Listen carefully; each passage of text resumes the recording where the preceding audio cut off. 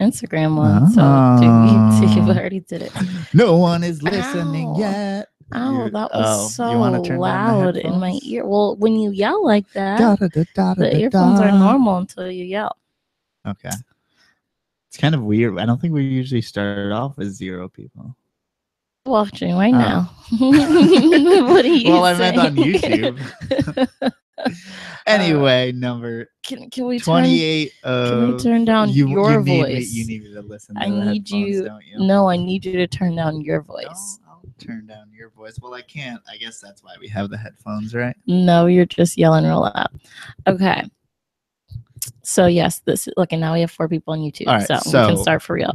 So if anyone has watched before, they might notice we are in a different place. It kind of looks the same if you didn't know that our door was white before and not brown. Oh. The walls were white, and there was there used to be a mirror behind us, and there's not. So okay, well, we're in a new place because we moved. So that's kind of what we're going to be talking about today is what do you do moving with all the snakes when you have to move with snakes? It's a shitty process.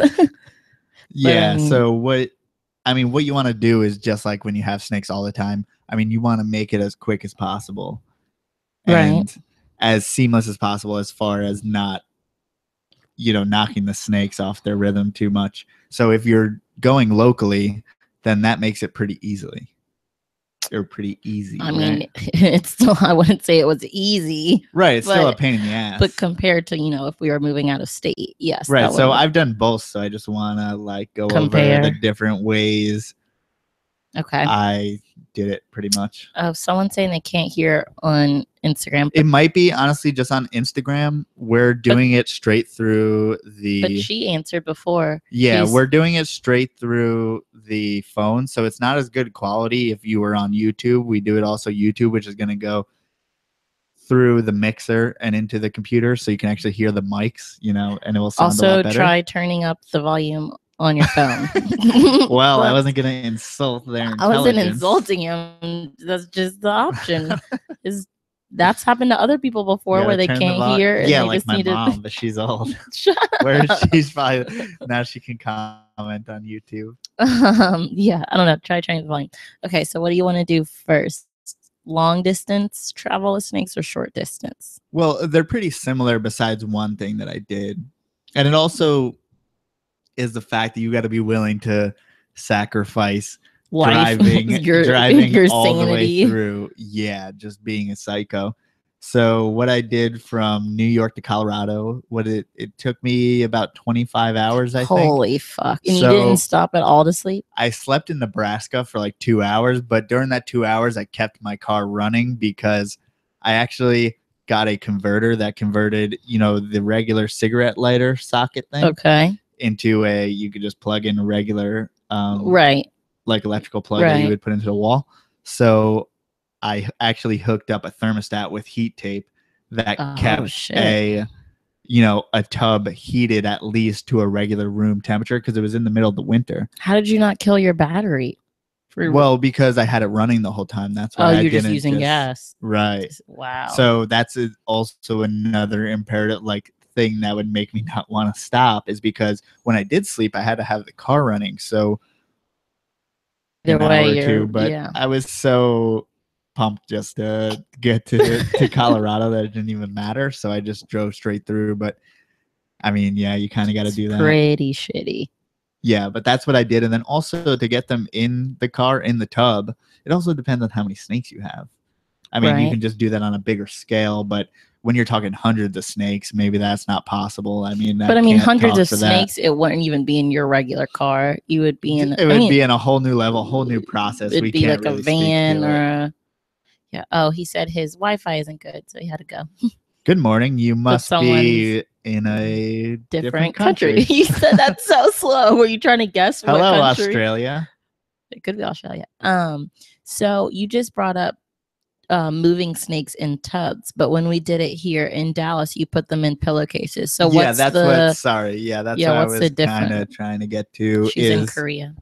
I put each snakes in individual pillowcases or snake bags. There's specific snake bags. Yeah, so that's what you ship. You ship them in, there's snake bags that you can ship them in. Have you ever? I don't know what do they look like? What are they? Are they just like pillowcases essentially? I've never seen. Yeah, but they're a little bit more specialized. They're the same shit. But so usually more reinforced corners and sides to them, and then also a dome that it kind of scrunches like closed, but then you can tie it around. Okay. And so, but is it really worth it? I like to zip tie under the knot just to make sure that the snake definitely can't, get through there. But is it worth it to do those over a pillowcase? I mean, if you got them, for me, it was just what I could get quickly in the appropriate amount of time in appropriate sizes. So, I mean, it is better. And yes, we are in Dallas, Texas. And also, thank you, Night Clowns, for watching YouTube videos. And this is live on YouTube if you want to hear it better. So if you're ready, subscribe. Okay, finish your sentence. What was I talking? You were saying, yes, it is better. You were just getting what you had at the time. Yeah, so like a pine snake that, these are snakes that burrow. So they, dig out burrows, stuff like that. Mm-hmm. So he dug into the corner of the pillowcase and got out. Oh, shit. So it's definitely, snake bags are definitely better. But he wouldn't have been able to get, the pine snake wouldn't have been able to get out of the snake bag, you don't think? Because it's more reinforced? Not. It's usually very, very thick stitching around the edges. So okay, so they can't open it. I guess that's for long distance. I mean, I put him in a pillowcase this time. He didn't get through, but he didn't have 25 hours to drive. He had a 40-minute drive. Right. But they were still, I mean, even in that 40-minute drive, your people, geez, I'm sorry. He was still freaking out. Like, he was making the hissing sound a lot and musking, which I just learned. Yeah, they all must when I put him into the bag. Does any other part of the game? Small side note, does any other snake musk like pine snakes do? Many of them. I mean, and there's some snakes that a lot of them will do it in the wild a lot, but in captivity, for whatever reason, they have lost that inclination to do so. So if I pick a corn snake out of the wild, it will probably musk on me. You want to do a quick little explanation of what musking is? Only maybe 10% of the corn snakes in captivity will musk on me. Like, gotcha. There's going to be less that have that natural inclination to musk on me. So musk is basically when a snake opens up their cloaca and decides to put smelly stuff on you. Okay, wait, but do men have a cloaca? Do male snakes have a cloaca too? They both just have cloacas. It's just slits. So everything happens out of that one hole. I thought only females had it because that's where the babies. Right, but that's where everything comes out for a snake. Everything comes out. One for all for one. Okay, gotcha. Things that come in the front go out the same. Go out the back. Okay. It's a very, very simple straight line. And so snakes use musking when like fear or right, to just ward away predators. And totally different, but skunks use theirs as a last resort, which I learned at the Fort Worth Zoo, by the way. That skunks use their smelly stuff as a last resort. Are snakes using it as the musking as a last resort, or just kind of throw it out there when they feel like it? I don't know. I don't think it's really a last resort. I think because the skunks, they obviously go and then they need to regenerate it. I'm not sure exactly how it would work. Oh, yeah. Because the skunks have a certain amount. Right, built up. Yeah, so they need to regenerate it every time. So I'm not sure about a regular. But musking the musk. But once they musk liquid? Once, they usually don't. After that? It's not. Is it a liquid or it's kind of air? Yeah, I mean it can be different things. Like they could straight up shit on you and pee on you. Okay, that doesn't seem like much of a defense mechanism. It is when you're holding them. You want to let them go. We as humans would, but would another animal give a shit if they it gets may peed think on? If they have some type of rotten smell, maybe a dead animal, and they naturally get turned off by bad smells and rotten animals, obviously, so they don't get sick. So obviously we don't know what's in a snake's brain, but do you think this is going to be gross, you think they're just trying to push out whatever in there and sometimes pee and poop comes out, or they're purposely either peeing on you, shitting on you, or musking? I'm not sure. Okay, it's just no way to know, really. Yeah, but there's definitely a certain smell, especially with the pine snakes. A lot of North American snakes I've noticed smell to their musk. That was when you were putting it in the pillowcase. Yeah. I like walked in the bathroom. And that was so strong. It doesn't exactly smell like when they go to the bathroom. No, but it's just bad. I'm not exactly 100% sure how it works. So and there's nothing to like connect it to, or I mean, I couldn't. There's no reference to what it smells like. To what it smells like. It was just. You don't like it. I don't even know what to say. Night Clowns on Instagram says it works well on predators, especially if the snake is in the mouth, and they will spit the snake out. That makes sense. If it gets in their mouth, you don't want that anywhere near your face. I mean, when I walked in the bathroom, I felt like I was covering my face because it was just so bad. And I mean, for a hognose, when they're playing dead, obviously bad smell and it looks dead, so they must too. Yes. But I feel like yours haven't ever. They just do the bluff. That's called for the most part. Yeah, they haven't gotten to that but point. It's different. If I had an eastern hognose, they tend to do it more often than the westerns, at least in captivity. Is that known? Do we know why? Just because probably just because of less captive generations. I'm not 100% sure because I haven't found a western in the wild and haven't found an eastern in the wild, so I just know that in captivity, Easterns do it more. Do it a lot more. But they're more likely to musk than to pee or shit on you, correct? Or no? But it can be kind of a mixture of just whatever comes out the hole. Yeah, a lot of like a lot of times corn snakes, when you hold them for a long time, I think maybe just loosening up after moving around, they're about to shit on you. Really? Yeah. Can you tell when it's about to shit? Yeah, you can see it. What do they do? Kind of puffs up in front of the cloaca. And people you see it on Facebook all the time, on all the Facebook groups for the corn snakes and stuff. It will be like, what is happening to my snake? Is my snake all right? And like, it's about to shit, dude. You can't. That's all because they see the bulge and they just think like something's in there. Something's stuck, or no, they're about to shit on you. That's hilarious. Night Clown said the black racers here in North Carolina are horrible when it comes to musking because they literally must no matter what if you catch them. Yeah, I find that with like most of the North American colubrids that are of a decent size, they're just gonna musk. That's just so it seems like almost a first line of defense. Not like skunk is their last, but it seems like the first. But I mean, what's the difference between? As far as they're gonna try to intimidate. It depends on species, though. Really, would the racer try to bite you before it? The racer will probably try to run away or try to, pose or bite you before musking. Probably while. I mean, if you're holding, it depends. If you're holding it, it's gonna musk on you, and then it will probably be trying to get away at the same time. Okay. Their first inclination, obviously, is to run away.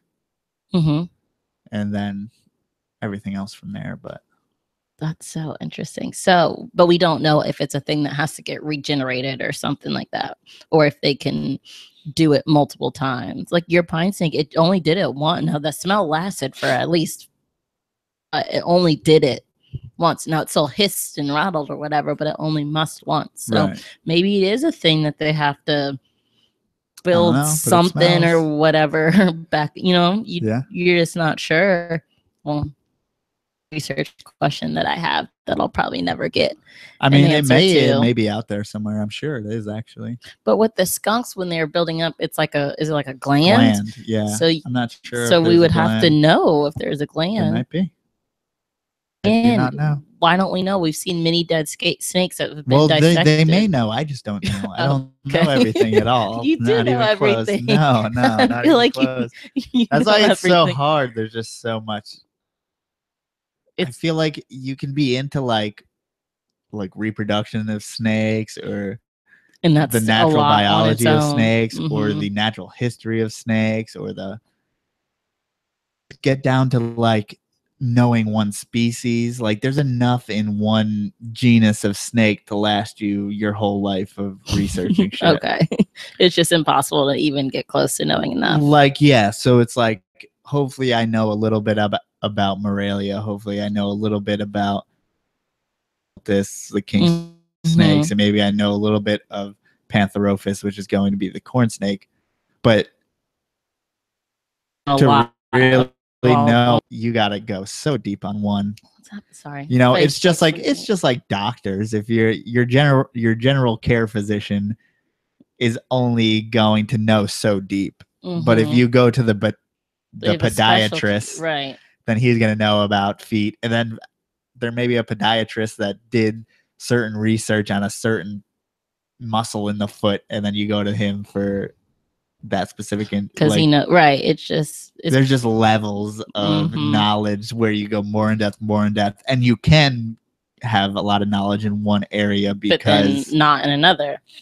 Yeah, I mean, if you're going to have a lot of knowledge in one area, then it's just in that one area. So it's like, do you choose like just knowing about carpet pythons, and then you can? I think it's better to know less about more species. I think it's the best to have generalities about all, but to focus at least on the ones that you own.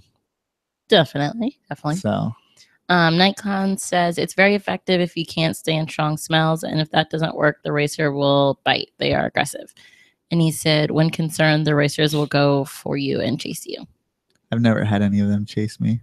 Really? Well, I mean, for the most part, they're trying to get away. If they happen to get away in your general direction, they'll come towards you. Because they don't, there's no way that they would think that they can actually intimidate you. So, like with pine snakes, you see that they'll pose up and they'll act really tough and stuff like that. They scare the crap out of me. Your pine snakes are scary to me. But that's only when I have them in a corner. You know, in a tub, they have nowhere to run. But they still, when I walk into the closet, they still go crazy. Like I'm hurt. Like I'm not even near them. Right, but if I put them on the ground, the first thing they're going to do is run away.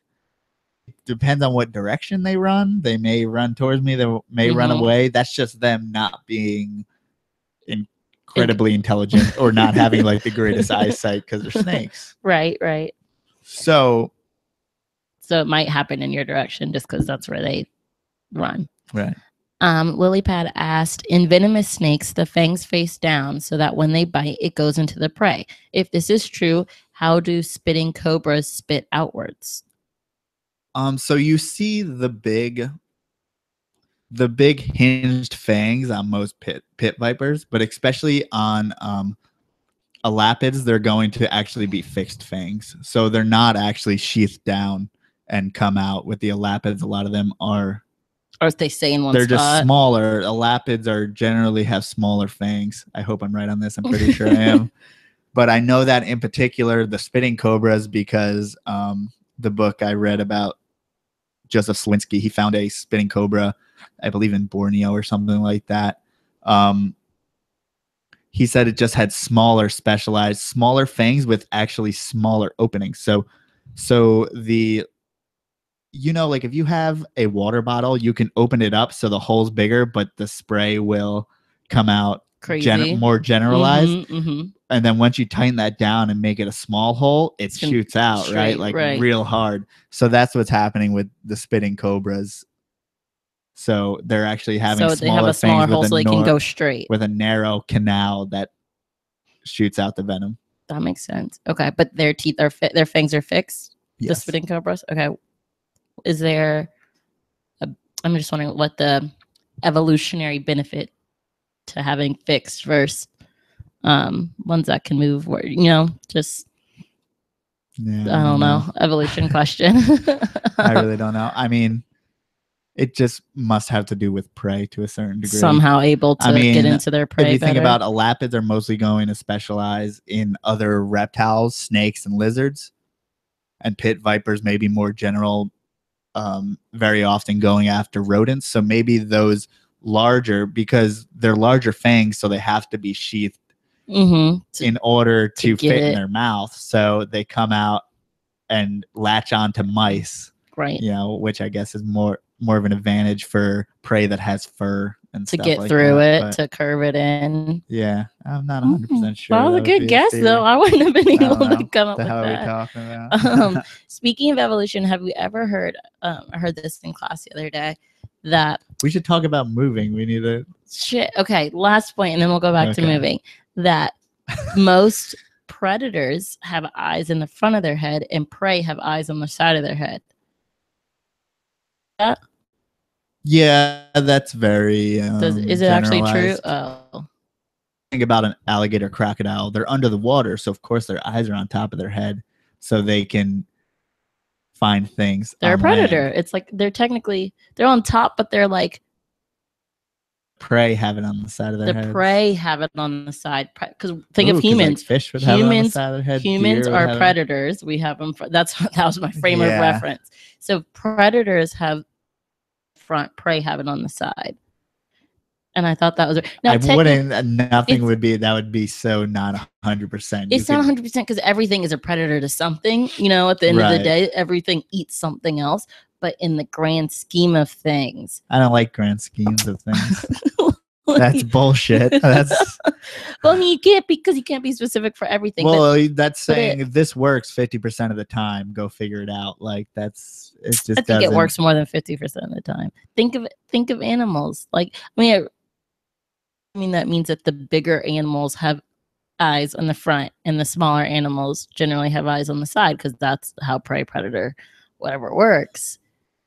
So I guess that is half the big ones and the small ones. I don't know. I just thought it was a cool. I don't know. I thought it was a cool thing. Yeah, but then think of all the things you learned about snakes in that class, and half it's bullshit. You know, like because nothing's so black and white, cut and dried. Right. Nothing is ever. And how do? Okay, I was gonna get back to moving. Yeah, I had another question. I wonder, like, how do or like myths like that get started? I guess you just see little things like we were at Fort Worth Zoo last week, and I heard a woman tell her son, like, oh, if a snake has bright colors, it's venomous. And I'm like, true, I barely know anything about snakes, and I can tell you for 100% that is so false. It is. What she was thinking of is frogs, which is also not always true. It's a generality, just like everything else. So rumors aren't started by scientists. Rumors are started by someone who happened to see 5 venomous things in their life. Right. Or someone trying to tell a 5th grader what to, they always are very general because there's only so much you can impart onto a you're child. Just putting general knowledge into, But I feel like the bright snake thing isn't even general. Like we were talking about something you may learn in school or wherever the hell, if you live in somewhere where coral snakes are, is red touches yellow, kill a fellow. Red touches black, friend of Jack, which I'd never heard. Or venom lack, but it's that works for maybe Florida. Okay. Meaning that, a scarlet king snake versus a coral snake, that's going to work. But if you're in Central America and you see red touches black, it's not. It is venomous. There's it's not so a friend many. Of Jack. There's so many venomous coral snakes that aren't that pattern. It doesn't fit There's some that are just red and black. There's some that are red touching black and yellow. But does it work for all of North America, that phrase? I don't even know if I want to go North America. I'm not sure about like the southern parts of Mexico. I'm not 100% sure.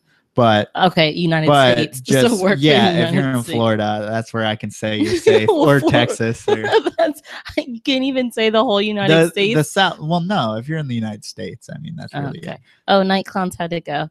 But bye. Thanks for watching and asking questions. But yeah, it's just so interesting how I don't know how those things don't die quickly. Like to me, it's very obvious that not all bright snakes are venomous. Like there's many bright ones that aren't, and there's many non-bright ones that are. All you have to do is look at any venomous snake, and most of them aren't bright. Right, and even like.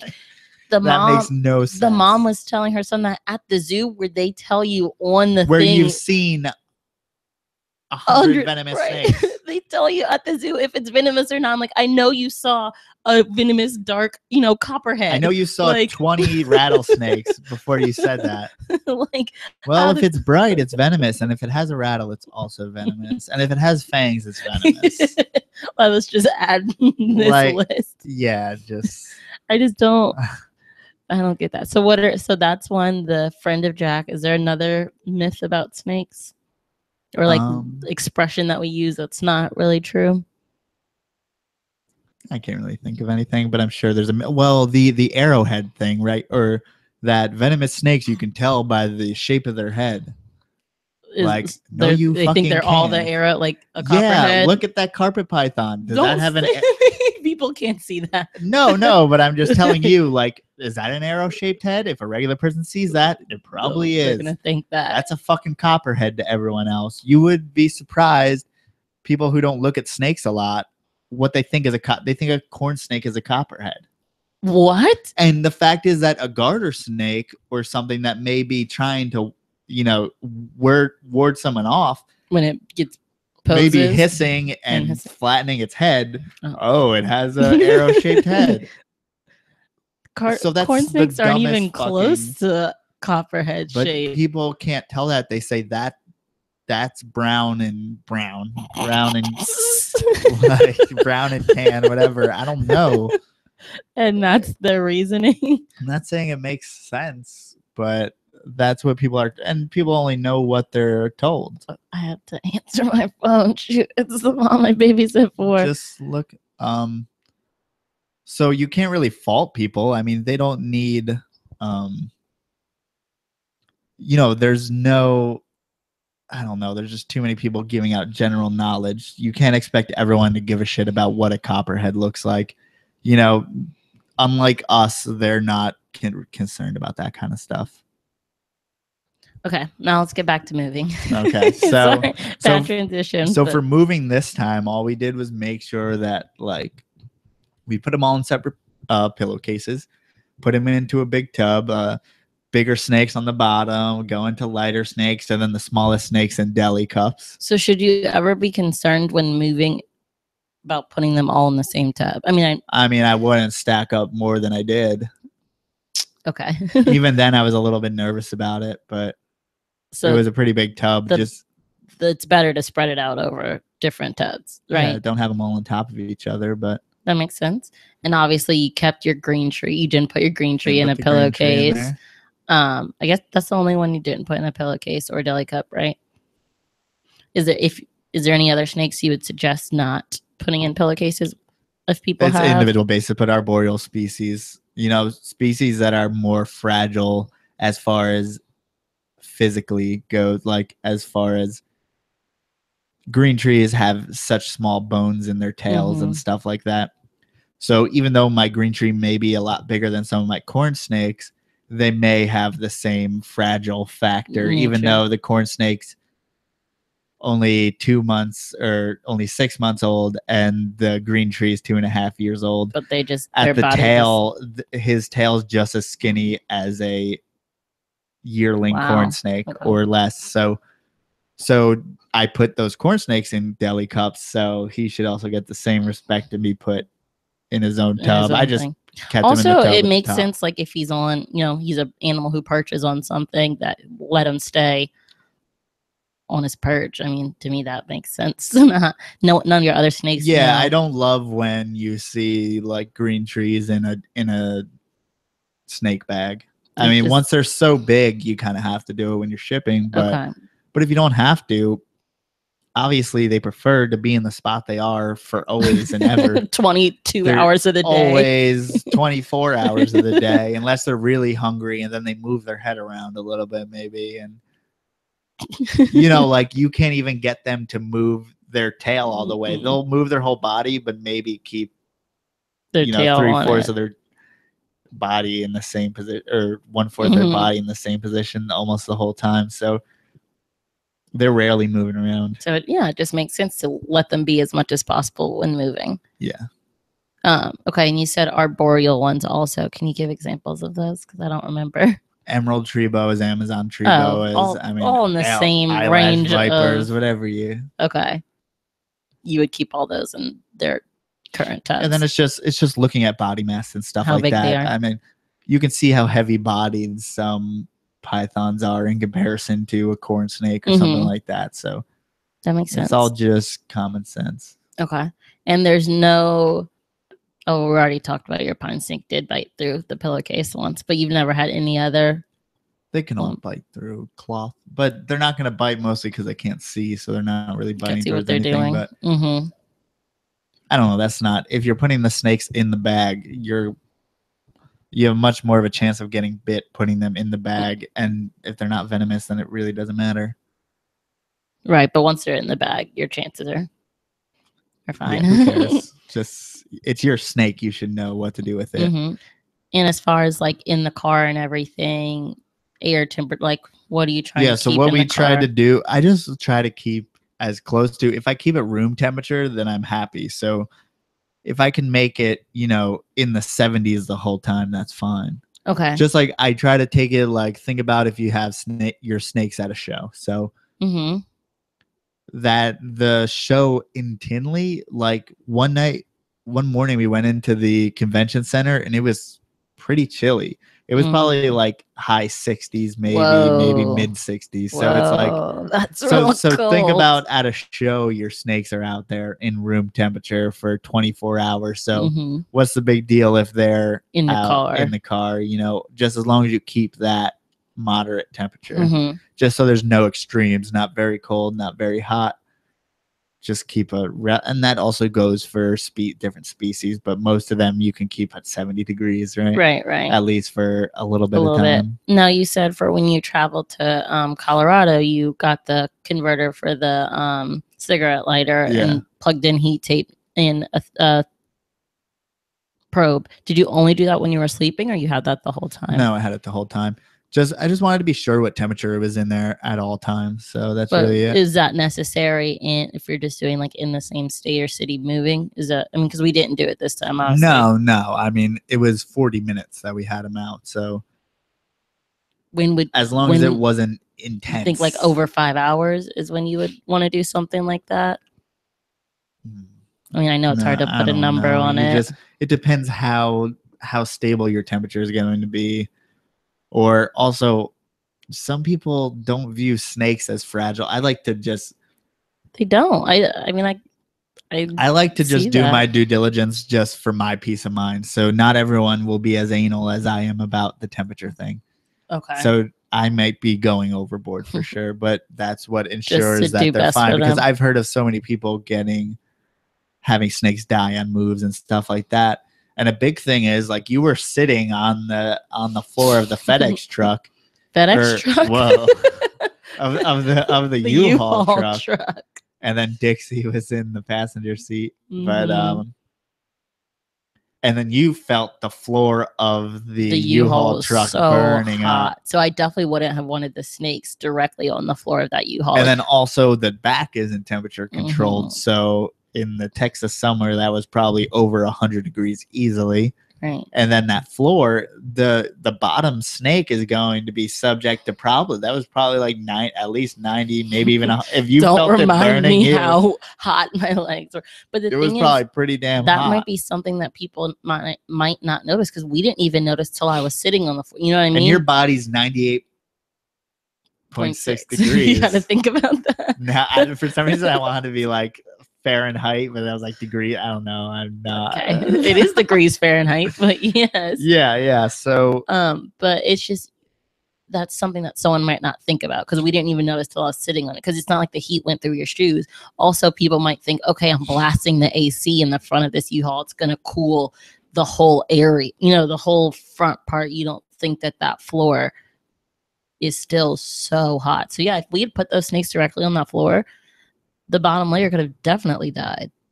And you told me that's happened to people, right? Yeah. They put it in the back. Maybe of if they put racks in, and then all the animals on the bottom of the rack, even on a rack, it wasn't touching directly. Yeah, but all there's is an 1/8 inch of PVC in between the ground and them, and that PVC heats up pretty easily. Oh, you would suggest never putting snakes in the back of a U-Haul ever? I mean, I think there's temperature controlled U-Hauls. Oh, I'm not 100% sure. Yeah. That would, okay. So, and then also you also want to put all your racks on risers then and make sure that they're off the ground. Yeah. But wouldn't risers move? Well, some sort of rising device. Sort of something to keep it off the ground. Not a specific thing, but just find a way to keep all the racks off the ground. That's all. Gotcha. So then why did, when you moved to Colorado, why did you use tubs instead of pillowcases? I didn't. Oh, I explained that to you. I already forgot. I used pillowcase for all of them, but put them in a tub that was heat controlled. Also, I had less snakes at the time. Okay, really? But they filled up the same amount of space because they're all smaller. So it didn't matter. How did you get a heat? Oh, because you. Okay, I ran heat tape over the top of the tub. My brain is so not working. Okay, gotcha. But people who keep them in the racks keep it in the tubs. Now, do they usually use heat tape? And they wouldn't be able to in the back of a U-Haul. They just have it. No, you just try to keep it 70 degrees for as long as you can. Right. But do you think it'd be better to get one of those like van U-Haul? I mean, obviously, if you have a shit ton, you can't. But like the van U-Hauls where it's like one. I don't know. Okay. Just anything you can keep temperature controlled. Okay. Lily Pad asks, why do snakes get burned on heat rocks even though they can just move to the cool side of the tank? Snakes aren't that smart. That's really the only thing I could ever explain. And plus, they're not going to notice gradual temperature changes. So there's no built-in thing because they don't have to worry about being 150 degrees. Because in nature, when are they going to get 150 degrees unless they're in total crazy climates? But so they don't feel that like, holy shit, I'm getting hot. I'm getting hot. They don't feel gradual changes in temperature. They can feel like between hot and cold, but they can't feel themselves getting hotter and hotter and hotter. Right. So there's a thing, like a saying or whatever, that when you put a frog in a pot and you slowly boil water, it doesn't know it's done. The frog doesn't know it's boiling until it dies, you know? Right. Because if you gradually do it, their body just adjusts until it dies. Oh. So their bodies just adjust, and they may get burned in the process. So for whatever reason, they don't have the same sensory, burn in comparison to a human. All of a sudden, we're going to have a reaction. Oh, that's immediately, hot. Right? But we're animals who have a core temperature that's always the same. True. So also, we have bigger brains. Yeah, we just have reactions and stuff like that. So, I mean, they obviously have reactions, right? But that's very interesting, though, because it's built into our evolutionary, like our DNA, to not get burnt. So but you'd think they'd want to switch. I don't know. In my head, they'd still want to switch to the cool side, but like you said, they don't know. Does that work though with cooling also? That if you're like slowly making something colder and colder, that they wouldn't know till they die? Yeah, I mean that's how snakes brumate though. Their body starts just slowing down. But they know that because they know that's happening. They're like, oh, it's time. No, they just do it. Everything is just done for like their whole function doesn't happen with thinking. It all happens. They know they're intentionally slowing their body down. So they know. They're not like it's time to slow my body down. Their body just slows. Just like we don't try to keep 98.6 degrees, but our body sweats automatically. We don't have to think about that, right? Okay. You know what I mean? So their body does what it does on its own just as well as we sweat and we shiver. But we know we sweat because we're doing something to make it. Yeah, we have science and scientists. That's why we have that association. We don't make ourselves sweat. By work or by physical activity, by your heart being faster and moving around. But you say in my brain, I'm about to sweat. I need to sweat right now. I do. Okay. I do. Well, you're fucking X-Men. I tell my brain it's time to sweat now. And hi, Maya. I already said hi to her. I said hi now. No. But yeah. So their body just does its bodily functions, just like our body does its bodily functions. Okay, if you say so. If I say so, I just proved the point. Like. I know when I'm about to sweat. Okay. You don't know when you're about to sweat. But no matter what, you do it. Right, but I took the initial. Don't just sweat randomly just cause. Holy fuck! But if you think, I don't want to sweat right now. You'll probably sweat more because you're just having anxiety about it. But they may say, hey, it's getting colder. Let me get down into a burrow. And slow my body down. No, the body slows itself down. Like we can slow our heartbeat down by like taking short breaths. If you're a fucking Navy SEAL, son. I can slow my heartbeat down. You just take... Yeah, that's how you slow your heartbeat down. You don't do that for any evolutionary purpose. You just... Holy shit. If you want to meditate, I guess. They could... I bet you their brain, they can tell their body to slow their heartbeat down. To slow their body down. I don't think it just happens. Yes. Okay. Different subjects because we're not going to agree.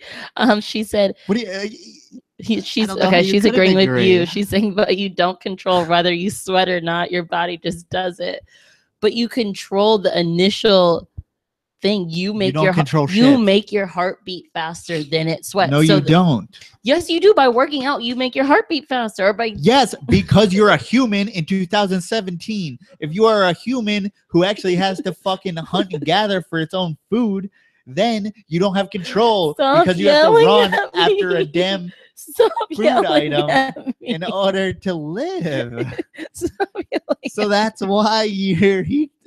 Oh, man. Agree to disagree. Agree. No, I won't stop until you say that I'm right, because you...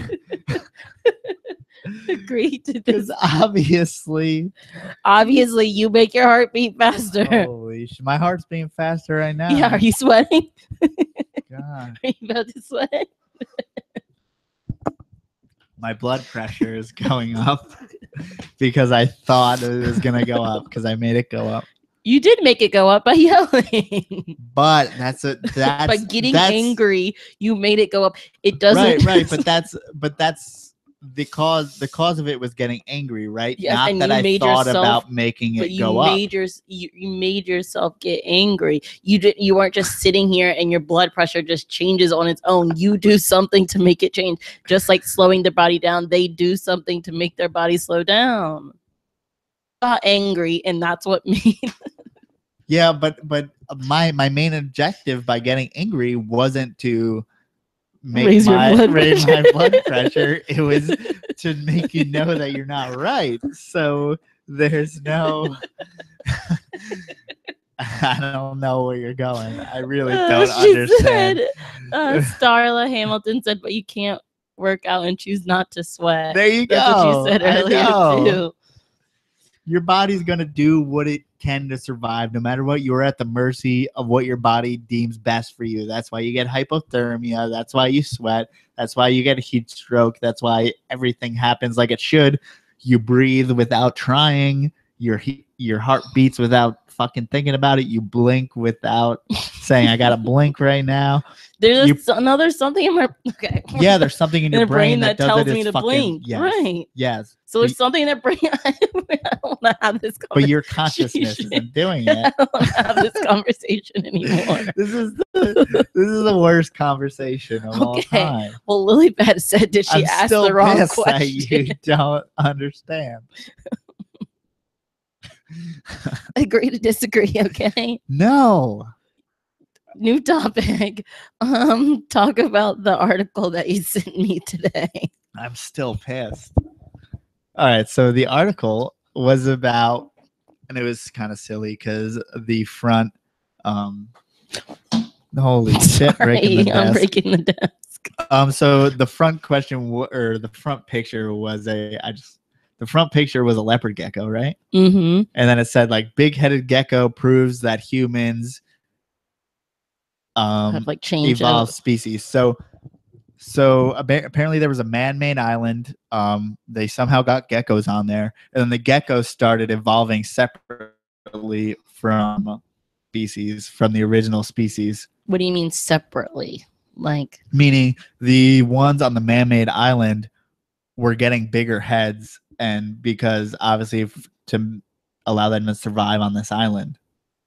But you just said it's a man-made island, so what was naturally there? So somehow humans just brought them there. Brought everything? Or hawks or whatever dropped them, or there's a bunch of different ways they could get over there. Okay. But the grand scope of the thing was that everything in only 15 years they evolved to be almost totally different lizards. So what we're doing as humans is changing their environment and evolving species well beyond what they would happen naturally. So it's like maybe we're just not creating climate change. Maybe we're creating species changing, which is obviously going to be much more different in reptiles because that happens a lot faster. So was the island that they brought them to not similar to whatever environment they came from? It just creates a whole different balance to the ecosystem than if you're on a mainland. Just the kind of prey that would be put onto the island, or the type of or also the type of foliage, the type of plants, the type of trees. So then it was different than the environment they came from.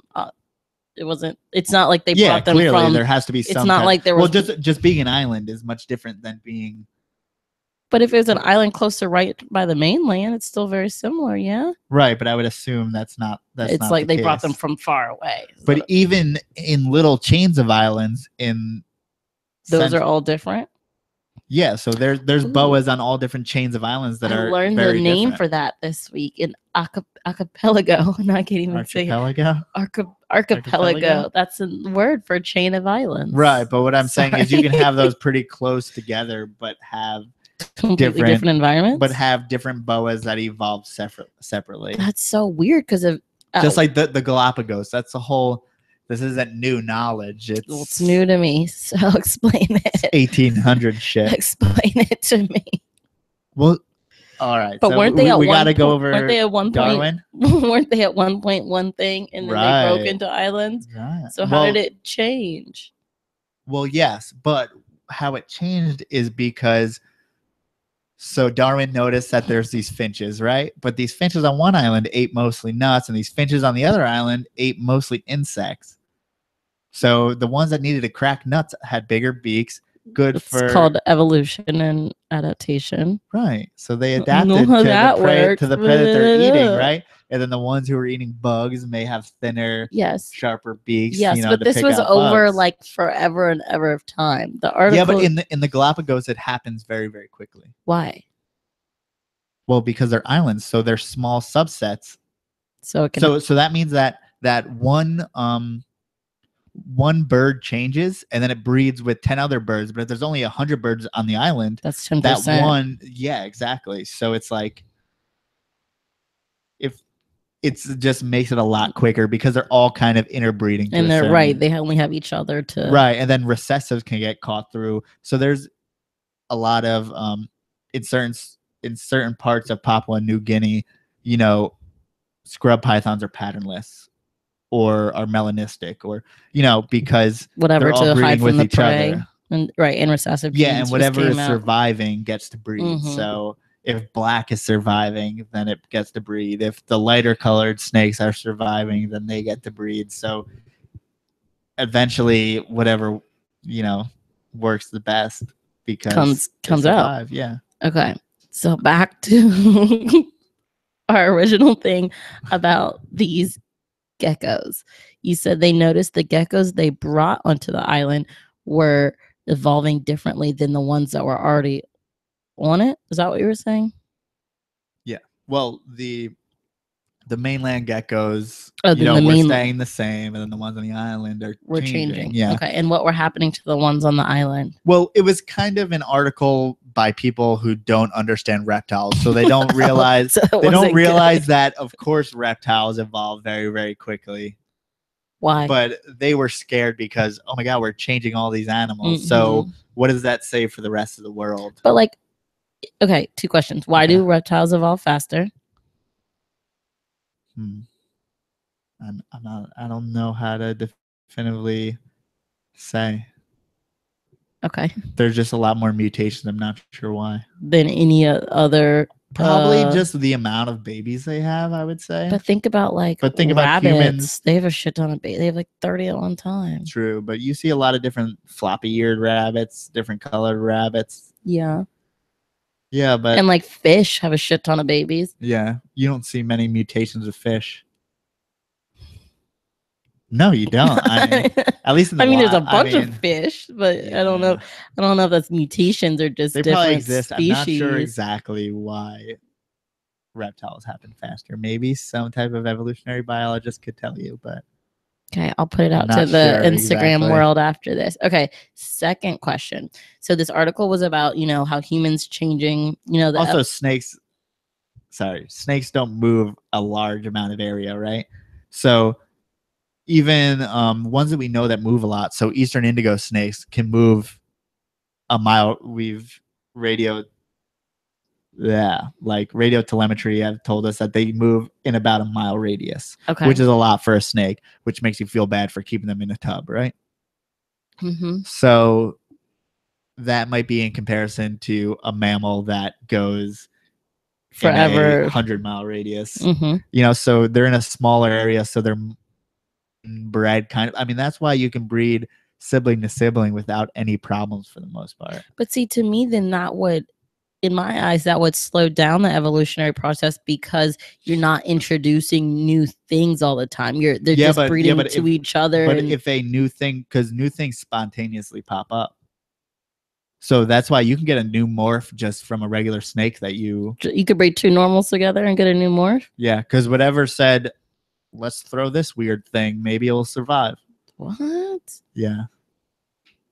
So you have a spontaneous mutation that never existed before, but is now there, and now that breeds with the ones that are even normal and from makes the same clutch. Okay. And can spread its so genes that's around. How it happens faster is because it's due to that spontaneous thing. Because if that didn't exist, it would just be constantly breeding the same shit and over and over. Spontaneity happens in humans too. It's just we just have one at a time, so it's a little bit. It's harder to see it. We still have albinos, and I'm sure that, but we're not popping up with spots and shit. Yeah, there's some pieds out there. People with like birthmarks and stuff like that. You ever see people with like a lot of? It's not spots. Okay, well, you don't know what I'm talking about. I do know what birthmarks are. Huge birthmarks. Like people with like almost half their body would be a different kind of birthmark, or you'll have like. And we would consider that a mutation? Well, you don't call the person a fucking mutant. Well, but yeah, it is or like a morph. That would be a morph. Yes, a genetic mutation. Someone who's a big. Oh, okay. I guess to me it doesn't seem like a morph. Well, I don't know because I don't know if it's inheritable. I don't know. I don't know anything about humans. I think that's a spontaneity thing. But obviously albinos work, or just go blue eyes. Simple recessive, right? Mm-hmm. So simple. So no, squares. Well, that's just what it's called, is a simple recessive. I thought you were telling me it's a simple recessive. So that means that if you have a person with blue eyes breed with a person who has no genes for blue eyes, you'll get all heterozygous blue eyes. Mm-hmm. So you'll have the gene for blue eyes just not showing. And then if you have two people with blue eyes, they're going to have blue-eyed kids. Mm-hmm. So, okay. My second question with the whole thing. That the whole article was made because people were worried, that we were changing. But like, we're not. Is that bad? We're not making them worse. We're just making them different.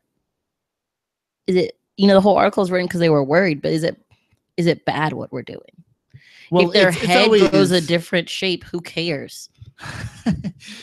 Ooh, two different. Like, who? I don't know. It's not bad. They were trying to make a scary article to where humans are changing the earth, which we already know. But they're saying, look, we're even changing the animals, which has always been true. Well, that's no shit, that's just a Sherlock. Like, it's gonna change. Like, should change. Like yeah. Well, of course, we're gonna fuck everything up. We drive. We use electric. Like, I mean. Even if we weren't here, things would change. Well, the more important issue is that we're killing off so many animals with things that we do anyway. So it's like that's not the article, but yes. Yeah, but it's like I don't know. But I mean, we're killing off animals, but they're not. Some are endangered. What? Yes, if I'm saying killing off species, so they are endangered. Or what we're doing is fragmenting them to such a point where they only occur in small spots, because they used to have this large tract of land. Now we have a shopping mall and a plaza with little pieces of woods. Mm-hmm. And then another shopping mall, another plaza with a little piece of woods on the side. We have all these little pieces of woods that don't connect to each other. So these animals find themselves in very small, densely populated places. Not all species do well in very small, dense populated places. So we're fragmenting it. We're changing their behavior, stuff like that. So that's much more of a big deal than head shape, than having an island really, with different head shapes. That doesn't worry me. We're fucking shit up. That's just the way it goes. I mean, we're at the top of the pyramid. What do you expect? That's the spirit. She said both her parents have blue eyes, and she has one blue eye and one hazel eye, and they change colors. I feel like a lot of people with blue eyes change color. Like Starla's a mutant. She's a mutant. Were you on X-Men? Wait, that is actually a thing on X-Men. One of the people they change eyes. They have one color, have an eye different color. I don't know if it was. So maybe you are what do you call it? A mutant. An X-Men. No. There's what do you call that? Fuck. Like when two embryos are fused together. So it's either holy fuck. No, I don't know science, so. Right, but when you have two genes expressing in one snake, you know what I'm talking about? Oh, you've said it before. You said it before. Dude. So like a paradox. So that would be like a paradox, or a chimera would be the other. So a chimera is when you have two zygotes that fuse together and you express half of one gene, half of another, which may happen there. Or a paradox is where you scatter one, a part of one gene all over. So, and that's a generality, I'm sure, but so yeah. You don't like generalities. Don't say that. Well, I'm saying because I don't know 100% all the different options of what would happen with. So maybe that's some type of paradox, having one. I guess it is having one blue eye and one green eye. Hazel. Hazel. But I do think like you don't see brown-eyed people who can whose eyes change colors. Usually the blue-eyed, and I don't know why. I think it's because is it because it's lighter? Like it may happen in the brown-eyed people, and you just don't see it because it's a darker, but yours is lighter, so you see. Or like people when they get in the sun, their eyes change color, but that maybe doesn't happen between green and blue or something. But that doesn't happen for brown. It's just kind of. I mean, mine will look more silver. No, yours or more blue. Sometimes. Yeah, yours right now look grayish silver, and other times they look probably blue. Has different adaptations to the light. When more light comes on, it's more advantageous to be lighter, so that you don't absorb so much light. But then why does brown eyes not change? I don't know. Okay. No, that was just a fucking guess. I don't know, dude. Lily Bed said, how do ball pythons maintain muscle mass and strength even though all they do is sit in their hide and don't move around a lot? That's hard to say because a snake is like one big muscle. But they can get fat. I've seen fat ones. Yes. But for the most part, they're not expending any energy. So it's hard to say calories in, calories out like humans, but they're just on such a different level because they don't move, so they don't burn calories, but they don't eat a lot of calories. That's the thing. They're not we are regulating their we're just calorie intake. So and in the wild, it's 100% regulated. You're almost never going to see a fat snake, right? Most of them are at least going to be skinny or on the slim side. Interesting question. So, I mean, there can be fat snakes, there can be skinny snakes, but it's all a matter of how much they're eating. Right. Okay, I wanted to answer this before Instagram goes out. Starla said, my hazel eye turns all brown or all green, and my blue eye turns light green, also aqua. Whoa, that's just wild. But Instagram's about to end. I think Starla's the only one watching. If you want to keep on talking, then you can go to YouTube. Portcitypythons, same. But thank you everyone who's watched and asked questions on Instagram. Thank you. Okay, Lily Pad. She said blue eyes are actually clear. It's just how the light bounces off that makes it change colors. It's gonna look at your eyes a lot but what if you're in a dark? Well, if you're in a dark room, you can't see your eyes. Well, I've seen like an eye transplant where I've seen an eye what do you call it? Like donation. Okay. So they cut around like the lens of the eye. Did they take it out? And then took it out, and then all there was like a black hole left in the. Was that like the people? White eye and then black hole. I think they just take the lens of like. She explained it to me, but I don't remember. So I guess the lens of the cornea or whatever.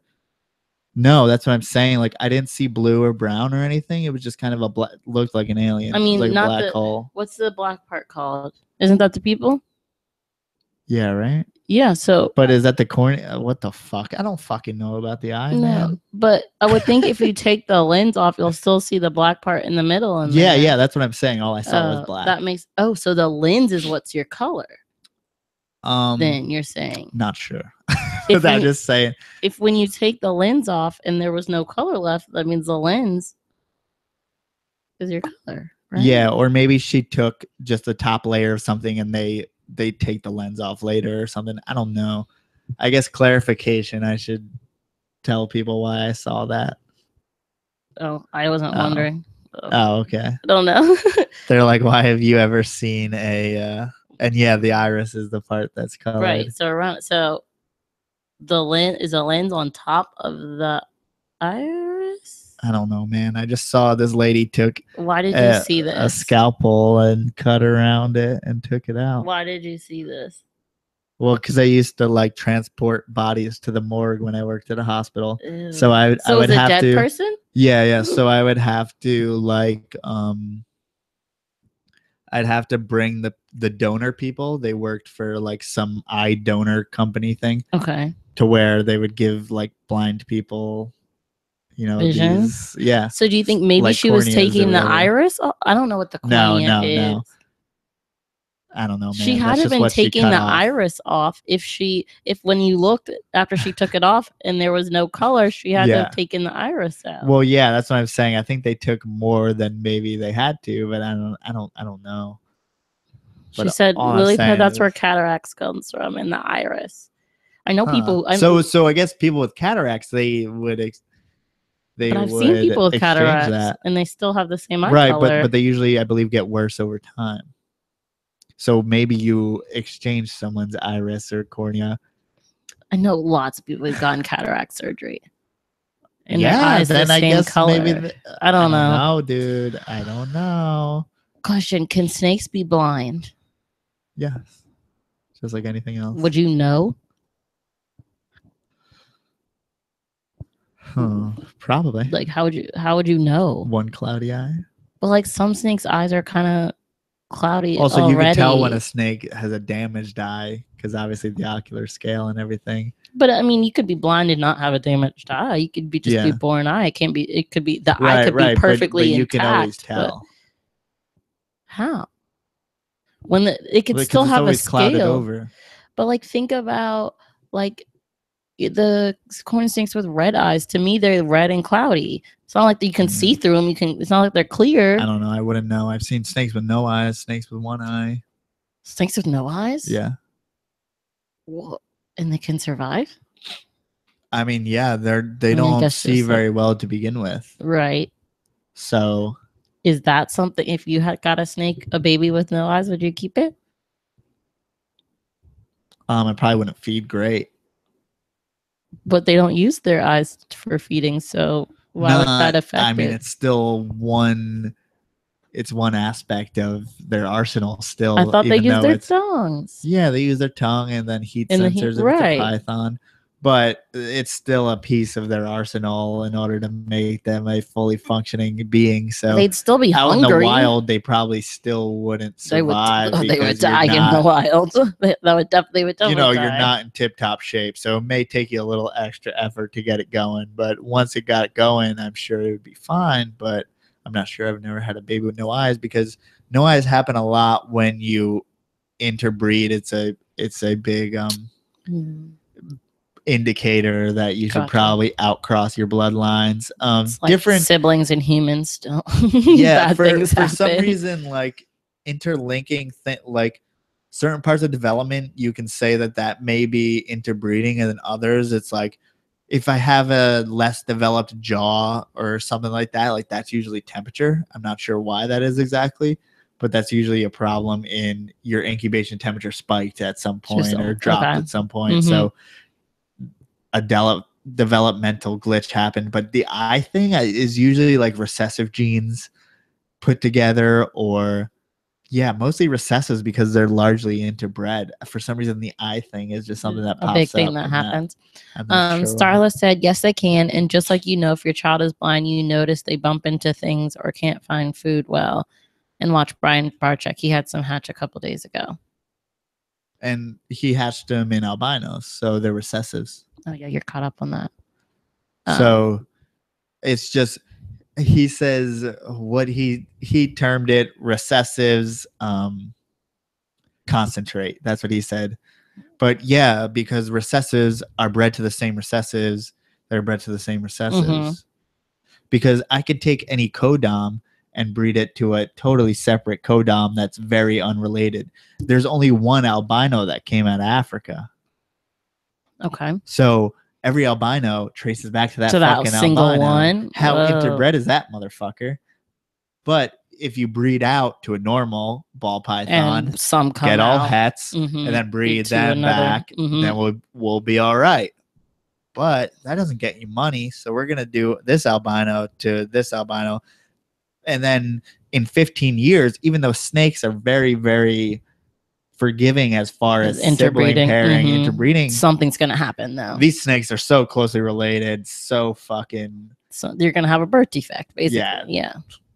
So wait, is she bringing up Brian because he had some without eyes, or what? Yeah, he hatched albinos without eyes and then one eye each and shit like that. So clearly someone, either he interbred or someone up the line from who he bought it. Just by the nature of being an albino.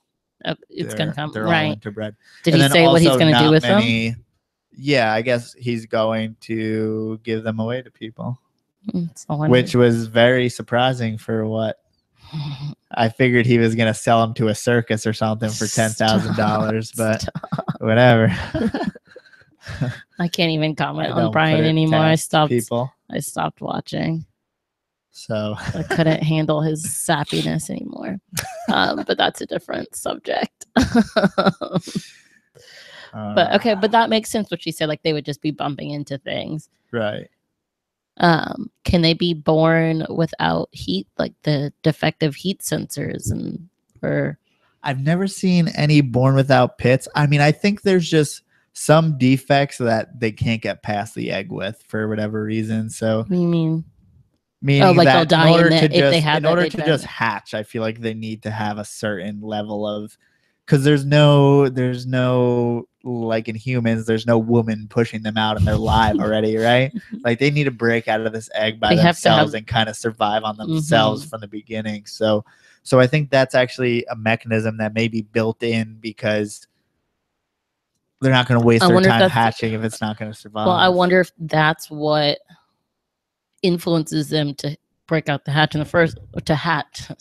break out the egg in the first place is using their heat sensors to feel the heat outside the egg. That may direct them to go out. I'm not sure. I mean, it's just instinct, but I don't think we can say for sure why they do that. But I don't know, because that would be such a weird development in the scales that I think if it didn't have heat pits, it would be all types of fucked up. How would that affect the scales? Because there's scales all around that, right? So I think it would have a really weird jaw, a lot of weird things, and that's the scales around the mouth. So if it has a malfunction in the heat pits, maybe it doesn't have an egg tooth too. Maybe it has. So there'd be other. I think that would just be a fucked up snake, and it probably wouldn't even hatch because it would just have so many other things. But there's no saying. I don't know, because you don't see snakes having like a weird deformity in one patch of scales. Usually you get spinal kinks and stuff like that. And even spinal kinks have a different severity. You know, there's everything from 1 to 100 as far as some can breed. It depends where it happens. And then you have a bunch of two-headed snakes, and maybe 1% of those live, you know, if it's in the perfect spot to make it happen. It can feed and stuff like that. And then most of them get out of the egg because they have good egg tooths, but they're not going to be able to feed correctly because maybe however they digest or where their necks are, as so the food may not pass, or all different kinds of stuff. Just all different things that could lead to it. The possibility of deformed snakes surviving, unless it's like a little kink, in the back or something like that, they're most likely not going to survive. Or like little tail kink, stuff like that, you may be fine. But yeah, I mean, it's a pretty perfect system, and any kink in that system may lead to no dice on that animal's part. I mean, that's how nature intended it. Yeah, the best ones survive. Yeah, and they're meant to feed, bigger things. Right. They're there to feed. Okay, I'm hungry. Are you hungry? I'm hungry. So, are we willing to admit that you can't sweat on command? I've already said we agree to disagree. Table it. Oh my God. Table it till later. Table it. Let me get some research to back up my point. There is none. Let me attempt to find some research to back up my point. This is what they call confirmation bias. So even this point, I don't think you can find it, but usually if you think anything, you can find something that tells you it's true. Okay, and I will do just that. Yeah. I mean, I think that should go for most other things. I mean, with snakes, you just need to draw a consensus. That's why I feel bad. No, Lily, sorry. Okay, I wanted to tell Lily Pie, no, we like your questions. Yeah, your questions keep things going and stuff like that. So it's always fun to have things to talk about, because we plan out an initial topic to talk about, but then we want like YouTube people to come along later and Instagram and talk to us about random shit, and then we can go off that. Yeah. So it makes it a lot easier when you are like asking us random questions, because it may go in a direction that we never saw coming. And it's just like the direction we're in right now, where we're tabling this. Well, we're not tabling shit. It's done, so. Okay. But that's why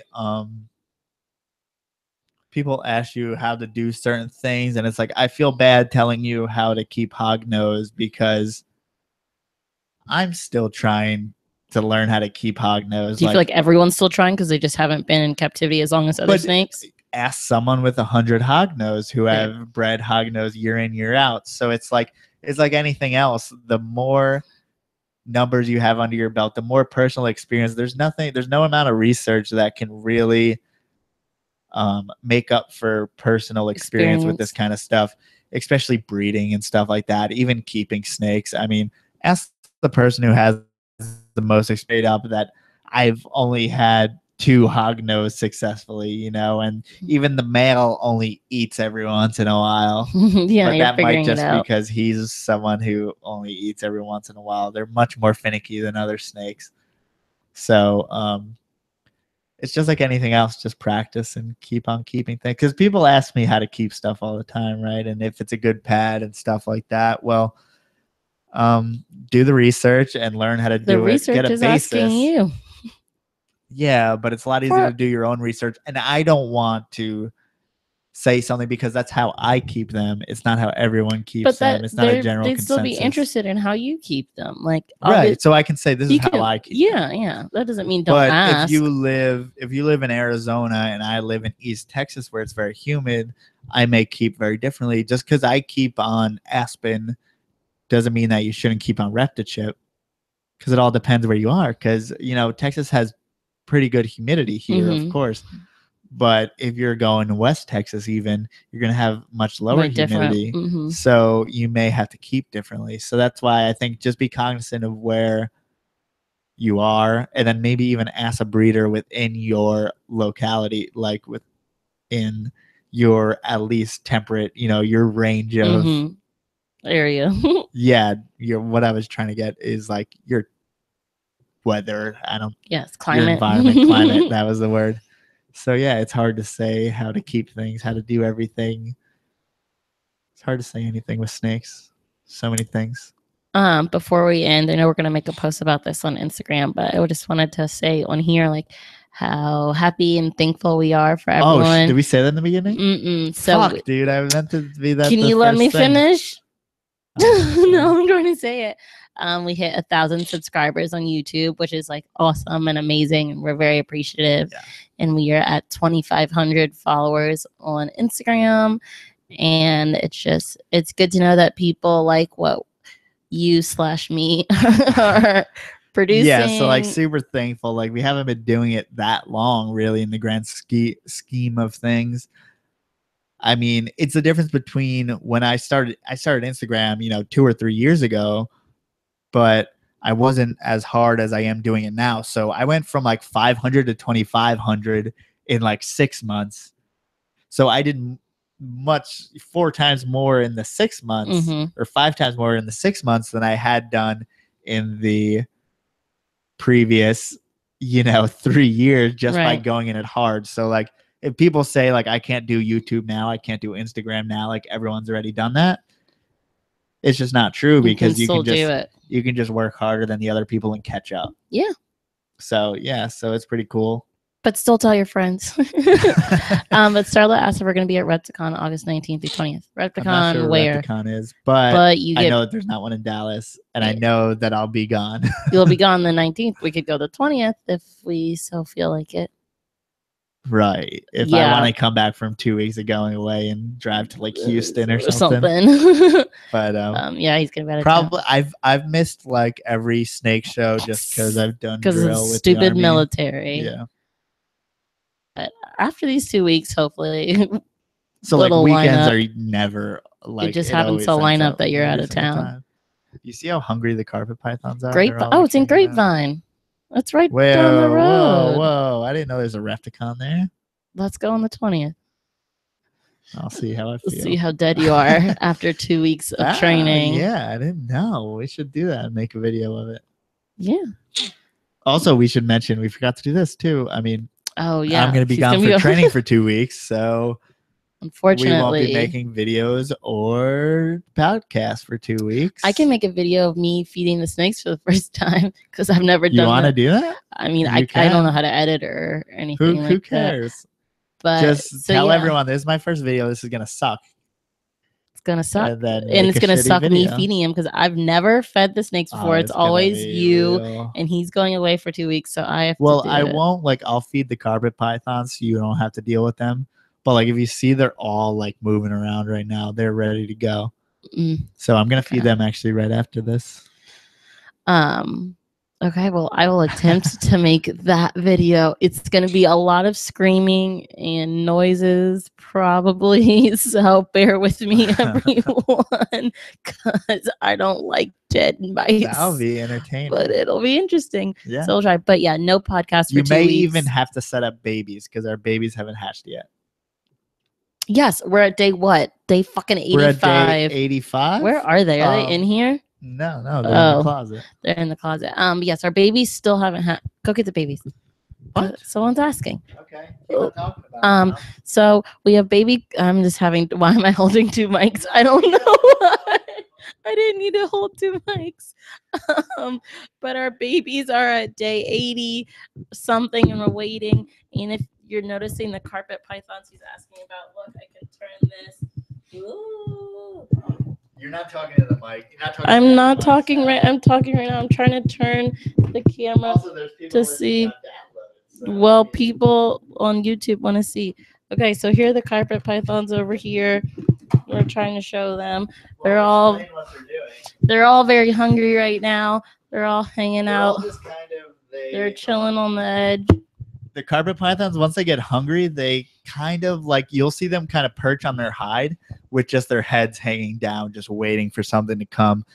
Generally, they're pretty placid and pretty like just hanging out, but you can tell right now that they're ready for anything to come near them. So like, even whenever they see us come in the room, or like they're staring at you right now, like, they're ready to go. They're like, we see heat signature. I hope that that's food. Okay, come over here to show the baby. Okay, eggs. So I will show the eggs. So the eggs have been, there is one that's been dimpled for a while. They are consistently getting more dimpled, which means that those babies are absorbing more and more yolk.